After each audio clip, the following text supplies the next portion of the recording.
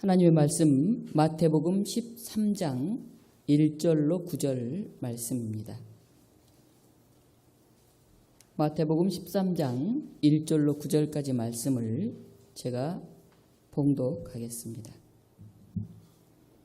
그날 예수께서 집에서 나가사 바닷가에 앉으시매 큰 무리가 그에게로 모여들거늘 예수께서 배에 올라가 앉으시고 온 무리는 해변에 서 있더니 예수께서 비유로 여러 가지를 그들에게 말씀하여 이르시되 씨를 뿌리는 자가 뿌리러 나가서 뿌릴새 더러는 길가에 떨어짐에 새들이 와서 먹어버렸고 더러는 흙이 얕은 돌밭에 떨어짐에 흙이 깊지 아니하므로 곧 싹이 나오나 해가 돋은 후에 타서 뿌리가 없으므로 말랐고 더러는 가시떨기 위에 떨어짐에 가시가 자라서 기운을 막았고 더러는 좋은 땅에 떨어짐에 어떤 것은 100배 어떤 것은 60배 어떤 것은 30배의 결실을 하였느니라.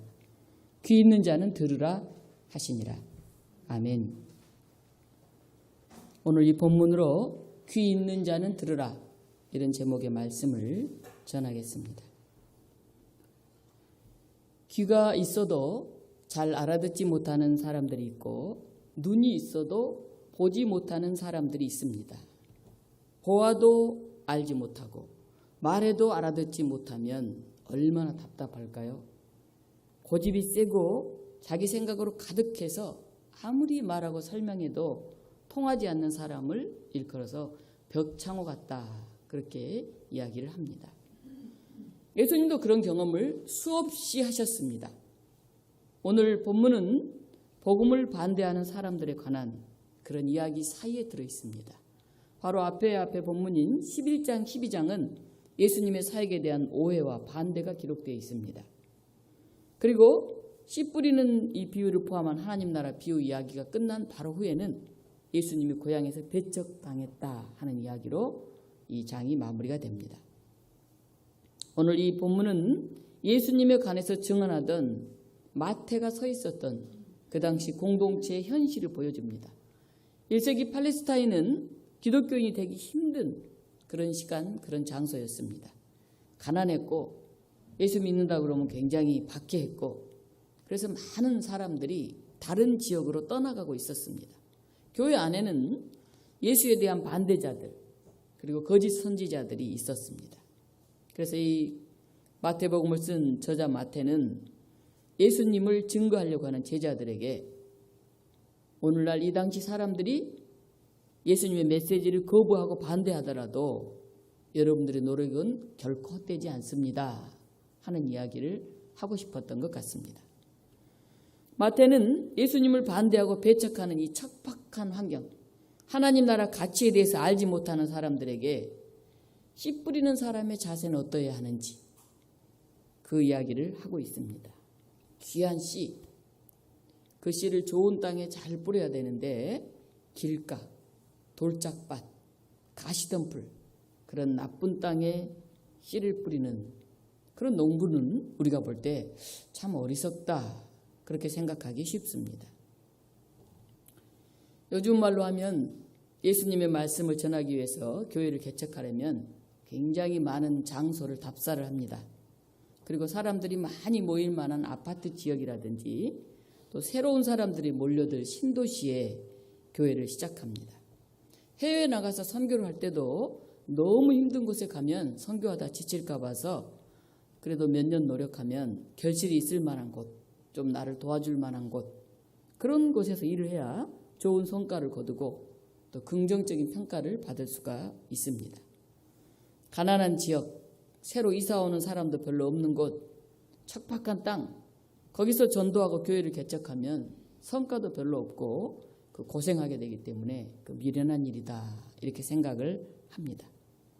이것은 과일 가게나 편의점을 시작할 때도 그렇죠. 장사가 잘 될 장소에 대해서 굉장히 고민하고 또 고민하면서 최상의 결과를 얻을 수 있는 곳 그런 곳을 찾는 사업가와도 같습니다. 오늘 예수님은 좋은 땅을 찾아서 씨를 뿌려라 그렇게 얘기하지 않으십니다. 씨는 돌짝밭, 길가, 가시덤불, 좋은 땅 곳곳에 뿌려집니다. 아마 이 농부는 굉장히 경영을 잘하는 그런 사람은 아닌 것 같습니다.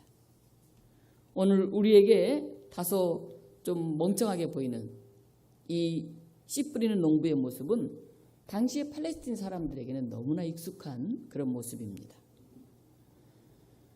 우리나라는 밭을 갈고 고랑을 만들고 거기에다 이렇게 씨를 뿌리죠. 그래서 씨가 허투루 어디에 가지 않죠. 그런데 이스라엘은 논농사를 짓지 않고 밭에 밀이나 보리를 주로 심습니다. 그래서 밭에다가 씨를 막 뿌리고 그 다음에 쟁기로 이렇게 밭을 갈아엎어요. 그럼 씨가 저쪽 밭 길가로도 떨어지고 톡 가시던 불로도 가고 그러는 것이죠. 새 모이 주듯이 밭에다가 씨를 먼저 뿌리니까, 그리고 밭을 가니까 씨가 아무데나 떨어지는 것이죠. 우리는 이야기를 통해서 씨 뿌리는 사람이 뿌리는 씨는 어디에 떨어져도 하나님의 돌봄과 구원의 행위가 있는 곳이구나, 이런 생각을 한편으로는 하게 됩니다. 세상을 향한 하나님의 비전은 때로는 이해하기가 참 어렵습니다. 때로는 가능성이 없어 보여요. 그런데 거기에서도 이루어진다는 것을 우리는 볼 수가 있습니다. 지난달 인도 선교사님이 오셔서 그런 말씀을 하셨죠. 인도의 중심부가 아닌 쓰레기 마을 부근에서 선교를 하는 모습을 보면서 굉장히 마음이 아팠습니다. 또 필리핀 민다나오 지역에 선교하는 김현숙 선교사님 계셔요. 필리핀의 마닐라라든지 세부라든지 좋은 지역이 많아요. 거기서 선교하면 좀 편하겠죠. 환경도 좋고 사람도 괜찮게 사니까. 근데 그 민다나오 섬입니다. 그리고 반군들이 무장하고 있어가지고 굉장히 위험해요. 목숨의 위협이 있는 곳이에요. 근데 거기에서 선교를 하고 계십니다. 우리 기장의 신학이 가난한 사람들에게 복음을 전하는 데 관심이 많아요. 그래서 이 80년대 우리나라가 경제적으로 어렵고 양극화가 심해지던 때 주로 산동네, 탄광지역 이런 데 교회를 많이 세웠죠. 좀 이렇게 아파트 지어 들어오는 큰 그런 데다 좀 많이 세웠으면 우리 기장도 좀 번창했을 텐데, 우리 독립문교회도 이 산 꼭대기에 우리 서상중 목사님 교회를 세웠죠. 그것도 이름을 민중교회 이렇게 지었으니, 가난한 산동네에 민중교회라 이름을 지었으니 뭐 아파트 부자들이 오겠습니까? 지역이나 이름 자체가 벌써 어떻게 보면 부응하기 힘든 이름이죠. 결국은 기장이 가장 그런 신학을 가지고 있구나 생각을 하고 기장 교단으로 가입하시고 이제 독립문교회라 이름을 이렇게 바꿨죠. 땅은 반드시 어떤 지역만을 얘기하는 게 아닙니다. 어떤 토양, 풍토도 이야기하고 있죠. 교회도 쇼핑하듯이 교회 다니는 사람도 있습니다. 또 부모가 다녔기 때문에 그냥 문화적으로 다니는 사람도 있어요. 친구 때문에, 인간관계 때문에 다니는 사람도 있습니다. 여기 경복교회에 제가 부목사로 있을 때 충남 홍성으로 이사 갔는데 거기 경복교회까지 오셔요. 60인 넘은 권사님이 주일마다. 굉장하죠. 그러는가 하면 예수님을 제대로 믿고 하나님 나라의 복음을 전하기 위해서 바른 신앙을 찾아서 교회를 옮기는 사람들도 있어요. 아무리 사랑을 주어도 거부하고 불퉁거리는 그런 10대 사춘기 자녀를 보면서 우리는 돌짝밭을 이해하게 되죠. 내가 아무리 사랑으로 해도 저 돌밭에 떨어지는 이야기는 들리지가 않는구나. 좋은 음식을 만들고 최선의 서비스를 다하고 대접해도 더 편리하고 새로운 음식 맛을 찾아서 단골집을 떠나 이동하는 그런 고객을 보면서 그 얕은 뿌리가 어떤 건지 이해하게 되죠. 그래서 우리가 살고 있는 세상은 이런 밭에 씨를 뿌리고 있구나 하는 생각을 합니다. 오늘 본문은 4가지 땅이 주제가 아니에요. 오늘 이 소 제목은 씨 뿌리는 사람에 관한 비유입니다. 사람이죠. 씨가 복음이라고 할 때 씨는 이 발화된 제자와 연결이 됩니다. 4가지 토양은 풍성한 결실을 맺는 제자도의 필수적인 조건이에요. 제자가 성장하려면 이해가 꼭 있어야 되죠. 깨달음이죠. 깨달음. 보아도 모르고 들어도 모르면 아무리 좋은 말을 해도 결실이 없지요. 오늘 예수님이 귀 있는 자는 들으라 이렇게 말을 합니다. 사람들이 귀가 없기 때문이 아니고 들어도 깨닫지 못하기 때문에 그렇습니다.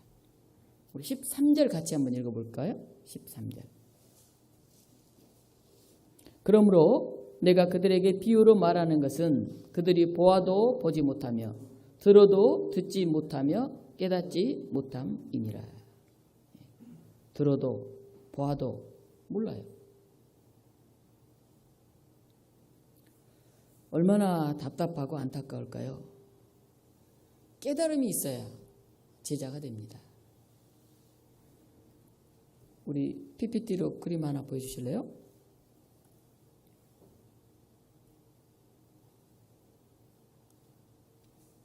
네. 가운데 뭐가 있습니까? 원숭이죠. 왼쪽은 판다곰이고 오른쪽은 바나나입니다. 여러분 원숭이와 바나나를 묶겠습니까? 원숭이와 판다곰을 묶겠습니까? 어떻게 묶으실래요? 바나나. 또 다른 건요? 다 여기는 바나나입니까 우리는? 바나나. 예. 생각의 지도라는 책에서 미시간 대학 심리학자인 리처드 리스벳이 시험을 했어요. 이렇게 해놓고 온숭이와 팬더냐, 온숭이와 바나나냐 이렇게 미국 대학생과 중국 대학생들 대상으로 실험을 했더니 미국 대학생들은 거의 대부분이 온숭이와 팬더곰을 묶었어요. 근데 중국 대학생들은 주로 온숭이와 바나나를 묶었습니다.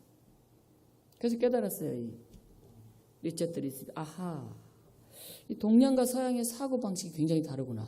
물어봤어요. 왜 온숭이와 팬더곰을 묶었냐? 너무 당연하잖아요. 동물이잖아요. 범주로 묶었어요. 그래 물어봤어요. 왜 원숭이와 바나나를 묶었습니까? 이 원숭이 하면 바나나잖아요. 원숭이가 바나나를 얼마나 좋아해요. 이렇게 동양 사람들은 얘기를 했습니다. 이 사고 방식이 달라요. 주로 서양은 범주적인 접근을 합니다. 같은 종류인지 뭐 이렇게. 근데 동양은 관계적인 접근을 해요. 어떤 게 더 가깝고 더 친밀한지 이런 접근을 합니다. 생각 자체가 굉장히 다릅니다. 지도 하나 볼까요? 네, 세계 지도가 그려져 있습니다. 위의 지도가 익숙합니까? 아래 지도가 익숙합니까? 아래 지도가 익숙하죠? 왜 우리는 아래 지도가 익숙할까요? 우리나라 지도책은 저 아래 지도가 그려져 있어요. 왜 아래 지도가 그려져 있습니까? 한국이 가운데 있거든요. 대한민국이. 우리나라 중심으로 그린 거예요. 근데 유럽을 가거나 뭐 서양에 가면 다 어떻게 됐어요? 지도책이? 위에 지도가 있어요. 처음에 뭐야 이 지도가 이렇게 이상해? 생각을 합니다. 왜? 서양 자기 나라들을 중심으로 그려놨으니까. 저기서 보면 한국은 저 끝에 있어요. 그래서 뭐라고 그러냐면 가까운 데는 근동, 조금 더 먼 데는 중동, 아주 먼 데는 뭐라고 불러요? 극동. 그래서 우리 한국을 뭐라고 부릅니까? 극동이라고 불러요. 누구 사고예요? 유럽 사람들 생각이죠. 우리는 중앙에 있잖아요. 우리 지도는. 근데 저 사람도 우리를 극동에 있다고 이렇게 불러요. 근데 우리나라를 극동이라고 부른다 그러면 누구의 사고를 하는 거죠 우리가? 미국 사람들, 서양 사람들이 전해준 사고를 우리가 하고 사는 거죠. 하나 또 볼까요? 지도 하나. 네, 어떻게 됐습니까? 지도가? 거꾸로 됐네. 거꾸로 된 게 맞아요? 아니에요? 왜요? 보는 시각이 벌써 이제 달라졌네요. 호주의 메가더가 12살 때 세계 지도를 그려오라고 그래가지고 저렇게 그려갔어요. 거꾸로. 호주가 위에 있게. 그랬더니 선생님한테 혼났어요. 야 이게 뭐 지도냐? 남반부 북반부 바꿨잖아. 그가 이제 그 후로 9년이 지나서 21살이 되면서 아니 왜 지도가 꼭 우리 호주는 아래에 있어야 돼? 우리가 위에 있으면 안 되나? 그래서 이런 지도를 제작했습니다. 판매했는데 얼마나 팔렸겠어요? 어마어마하게 팔렸어요. 35만 장이나 판매가 됐어요. 지구는 어떻습니까? 둥글잖아요. 그러니까 이렇게 그릴 수도 있고 저렇게 그릴 수도 있고 이쪽에서 그릴 수도 있고 저쪽에서 그릴 수 있잖아요. 근데 우리 생각이 딱 고정관념이 있는 거죠. 틀렸네? 바뀌었네? 이렇게 말이죠. 우리는 태어나면서부터 부여된 위상에 따라서 삶을 시작해요. 어떤 이들은 중심적이고 지배적인 위치에 시작합니다. 어떤 사람은 변방의 주변부로부터 시작을 합니다. 한국 중심부일까요?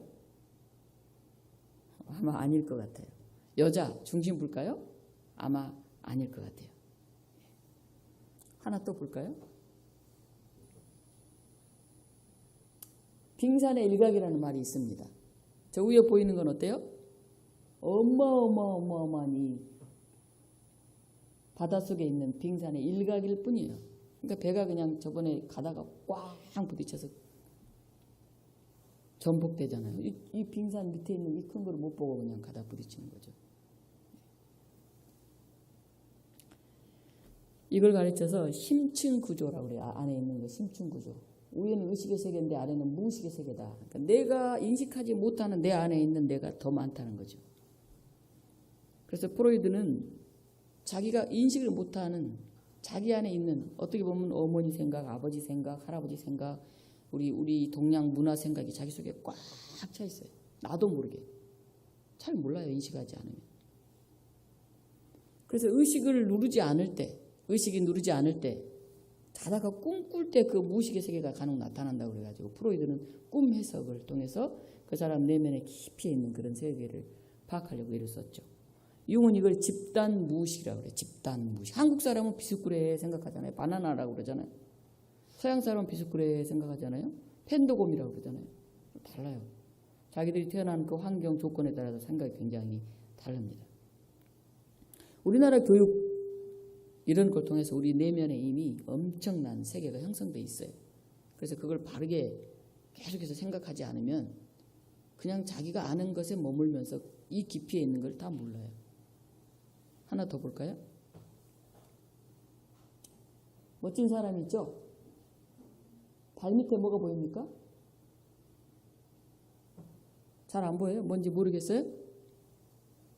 예, 그러면 다시 하나 다음 장 볼까요? 예, 발 밑에 있던 게 뭔가요? 보이나요? 해골이에요, 해골. 위에 그림은 왜 안 보입니까? 이렇게 비추니까. 그럼 만약에 해골을 보이도록 옆에서 이렇게 비추면 저 사람들이 어떻게 보일까요? 해골처럼 옆으로 이렇게 삐뚤어져 보이죠. 그럼 사람들이 잘 안 보이죠. 해골만 보이고. 하나의 그림에 두 개의 시선이 들어있어요. 두 개의 관점이. 저렇게 사람을 보면 해골은 안 보여요. 근데 해골을 보면 사람이 안 보여요. 옆으로 삐뚤어져 보이니까. 그러니까 어느 관점으로 세상을 보느냐에 따라서 우리는 하나를 못 본다 하는 얘기입니다. 하나 더 보죠. 마지막. 누구 그림입니까? 아, 피카소. 피카소가 이렇게 그림 그려가지고 사람들한테 조롱을 받았죠. 저것도 그림이냐. 왜냐하면 항상 그림은 화가의 관점에서 하나로 딱 이렇게 그렸거든요. 근데 피카소는 옆모습, 뒷모습, 아랫모습 복합적인 시선을 가지고 그림을 그렸어요. 지금은 피카소 그림이 어마어마하게 비싸죠. 당시에는 사람들이 도저히 받아들일 수가 없었지만. 예수님을 믿는다는 게 뭐냐? 그것은 새로운 가치관을 갖는 일이에요. 우리가 갖지 못했던 다른 시각을 갖는 거예요. 세상적인 시각, 한국 사람으로 주어진 시각, 여자로 주어진 시각, 남자로 주어진 시각, 어른으로 주어진 시각. 윗사람이 뭐라 그러면 좀 참는데 아랫사람이 뭐라 그러면 확 화가 나죠. 네가 감히 어른한테. 이렇게 다 가부장적인 그 질서들이. 여자가 감히 뭐 예를 들어 어디 뭐 흑인이 이런 생각들. 예전에 나는 죽고 하나님의 사람으로 새롭게 태어나는 것, 그게 중생이라고 합니다. 제자는 이미 존재하는 세상의 가치관을 아무 생각 없이 따라 사는 삶이 아니에요. 이게 하나님 뜻에 합당한가? 이게 예수님이 걸으신 길인가? 계속 물어야 돼요. 듣기는 듣는데 깨닫지 못해요. 보기는 보는데 알지 못해요. 그 안에 딱 갇히면 그 하나의 시점, 하나의 시각으로만 보니까 다른 시각이 안 보여요. 그래서 신천지가 생기는 거예요. 우리가 볼 때 아우 어떻게 그걸 받아들일 수 있어. 그 안에 들어가면 안 보여요. 딱 그것만 봐요. 다르게 보는 사람은 이상하게 생각해요. 종교가 무서워요. 자칫 잘못하면 하나의 시각 안에 가둬버리니까. 세례 요한이 와서 외쳐도 듣지 않고 장에서 피를 불어도 춤추지 않고 고글에도 울지 않는다. 11장에 그런 말씀이 있죠. 그 바로 앞장에 12장. 안식일에 배고파 일 이상 몇 개 따먹었다고 율법 운운하느냐? 내가 성전보다 더 큰 사람이야.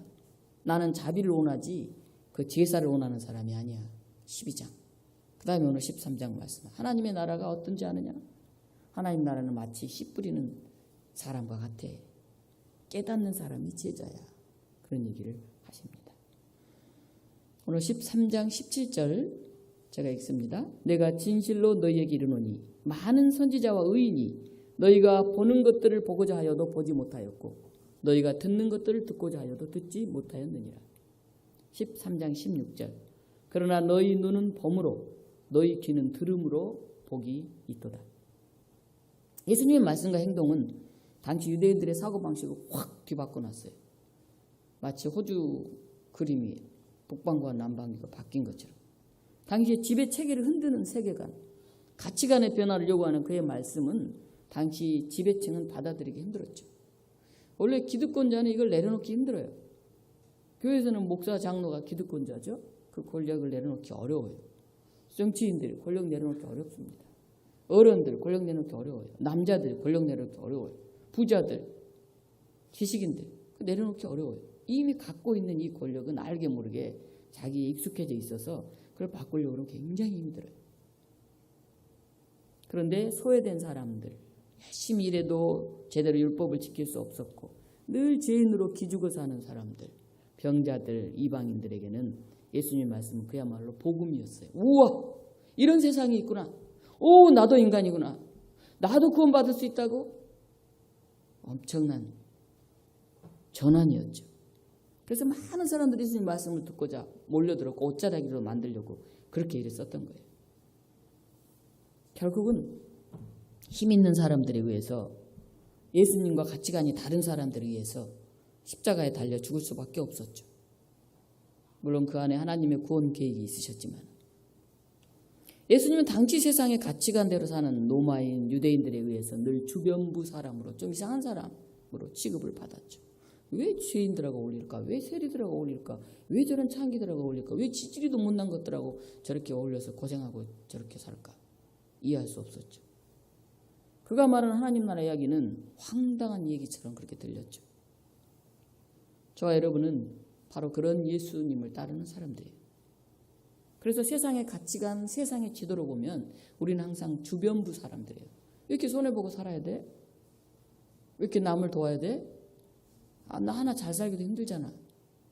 이게 세상적 사고관이죠. 오늘 하나님 나라의 복음의 씨를 뿌리는 우리도 세상의 중심과 주변의 구도를 바꿔놓는 것부터 우리가 시작해야 돼요. 왜 교회는 커야 성공한 교회입니까? 왜 조그만 교회는 다 잘 못하고 있는 교회입니까? 우리는 나의 자원, 내 시간, 내 에너지, 내 희망을 이왕이면 풍성한 곳에, 빨리 결실을 맺는 곳에, 그런 곳에 쓰고 싶어 하죠. 자본주의 사회에서 저나 여러분이나 다 똑같을 거예요. 그래서 강남이나 아파트나 신도시에 집중해서 교회를 세우는 게 좋죠. 물론 그런 곳에도 교회는 필요하죠. 그러나 이런 산동네, 가난한 사람들 위해서도 교회가 존재해야죠. 예수님은 예루살렘 성전이 아닌 들과 산에서 복음을 전하셨죠. 예수님 주변에 모여든 사람들이 어떤 사람이었는지 여러분 한번 생각해 보시기 바랍니다. 하나님 나라 비유에서 씨는 좋은 밭에만 뿌려지는 게 아니에요. 결실하기 힘들어 보이는 돌밭, 가시밭, 때로는 사람들에게 밟혀서 곧 죽어버릴 것 같은 길가에도 뿌려집니다. 씨를 뿌리는 사람은 혹시라도 열매가 맺히지 않더라도 낙심하거나 포기하지 말아야 합니다. 우리에게 좋은 씨를 뿌려야 한다, 많은 열매를 거둬야 한다, 이렇게 말씀하는 게 아니에요. 열매가 있건 없건, 심지어 복음을 반대하고 복음을 전하는 사람을 박해하는 그런 상황이 올지라도 끝까지 하나님 나라의 복음을 전하라. 당시 시대가 그랬거든요. 아주 소수였고 주변부였거든요. 교회는, 기독교인들은 큰 유대교 안에서 아주 주변부였거든요. 근데 꾸준히 복음을 전해라. 때로는 아주 돌 같은 사람들, 때로는 가시덤불 같은 사람들, 길가같이 금방 밟힐 그런 곳에도 씨를 뿌려라. 예수님 그렇게 말씀하십니다. 아마 우리가 그런 수고를 왜 해? 좋은 밭 찾아가서 거기다만 뿌리자 이렇게 했다면은 저와 여러분은 복음을 들을 기회가 없었을지도 모릅니다. 그래서 구원받을 가능성조차 없었을지도 몰라요. 저와 여러분이 아주 좋은 그런 밭이기 때문에 복음을 듣고 예수님을 금방 받아들이고 구원을 받았을까요? 영국인 토마스 선교사를 우리가 알고 있습니다. 그가 1866년에 미국 상선 제너럴 셔먼호를 타고 대동강변에 이렇게 들어왔어요. 그런데 우리나라 쇄국 정책을 펼쳤기 때문에 막 횃불을 집어 던지고 해서 배가 불탔죠. 그리고 사람들이 막 강변으로 이렇게 헤엄쳐서 오고 겨우 나왔는데 그 대동강변에서 토마스 선교사는 죽임을 당했습니다. 죽기 직전에 모래사장에서 무릎을 꿇고 기도를 했어요. 근데 그 순교 장면을 목격하던 12세 소년이 있었는데 최치량이라고 하는 소년입니다. 그가 그 성경책 하나를 주워왔어요. 그거 보니까 한문으로 쓰셔서 잘 모르겠는데 종이가 너무 좋거든요. 그런 질 좋은 종이가 드물잖아요. 그래서 그걸 주막집에 벽지로 쫙 발랐어요. 저 종이가 좋으니까. 한참 후에 마펫 선교사가 그 주막 이야기를 듣고 왔다가 전도를 했습니다. 그래서 최치량이 거기서 예수님을 믿게 되었어요. 술도 끊고 세례받고 나중에 그가 장로가 되었습니다.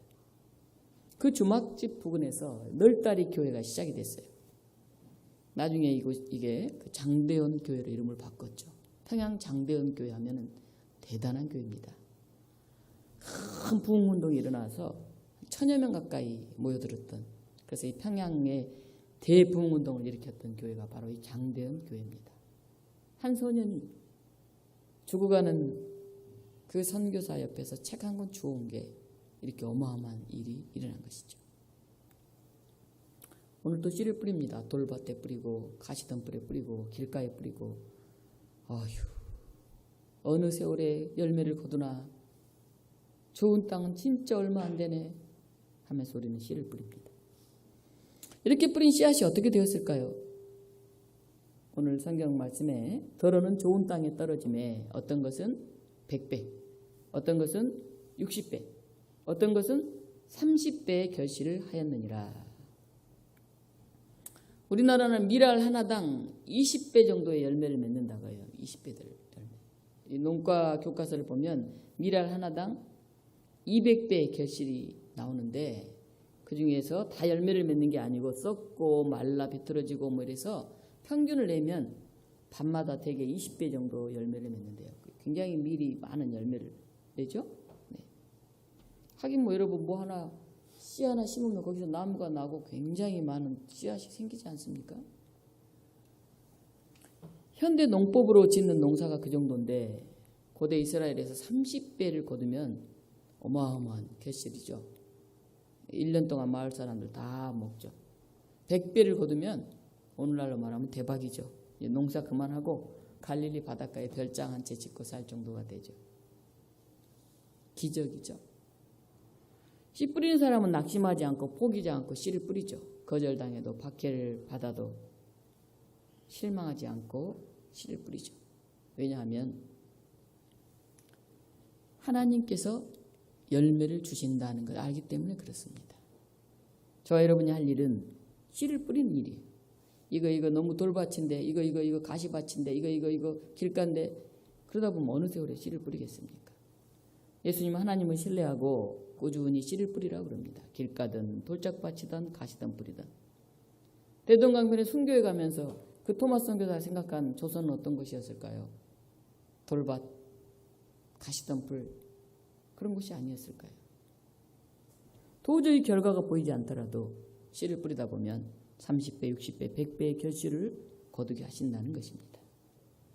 지도를 거꾸로 그리고 세상의 가치관이 아닌 하나님 나라 가치관, 거기에 우리의 중심을 딱 놓을 때, 그때만이 저와 여러분 용기 있게 꾸준히 복음을 전할 수가 있습니다. 사랑하는 독립문교우 여러분, 우리 눈을 크게 뜨고 귀를 열고 세상의 가치관이 아닌 하나님 나라의 가치관으로 오늘도 세상 곳곳에 꾸준히 씨를 뿌리는 그런 예수님의 제자들이 되기를 축원합니다. 기도하겠습니다. 하나님, 예수님이 아무리 말씀하셔도 듣지 않는 사람들이 있습니다. 예수님이 아무리 기적을 일으켜도 보고도 받아들이지 않는 사람들이 있습니다. 바리새인과 서기관들이 아니라 바로 오늘 우리들이 그렇습니다. 우리는 더 좋은 땅만을 찾아다니고 우리가 서 있는 곳은 돌밭이니 가시덤불이니 불평하면서 씨를 뿌리지 않습니다. 그리고 우리 교회 안에서 일어나고 있는, 우리 마을에서 일어나고 있는 놀라운 기적과 같은 사실을 우리는 별로 기적으로 느끼지 않습니다. 땀 흘리지 않고 함께 수고하지 않고 그저 구경만 하고 있는 우리들인지도 모릅니다. 하나님, 우리가 지도를 새로 그리게 하시고 하나님 나라를 그 가운데에 그리게 하시고 그 나라를 바라보면서 눈물로 씨를 뿌리는 저희들이 되게 하여 주시옵소서. 마침내 하나님께서 30배, 60배, 100배의 열매를 주실 것을 믿으며 우리가 거두지 못하면 우리의 자녀들이 거두지 못하면 그 다음 우리 후손들이 그들이 못 거두면 또 우리 마을 사람들이 그 열매를 거두고 있음을 보고 믿으며 오늘 눈물로 씨 뿌리게 하여 주시옵소서. 예수 그리스도 이름으로 기도하옵나이다. 아멘.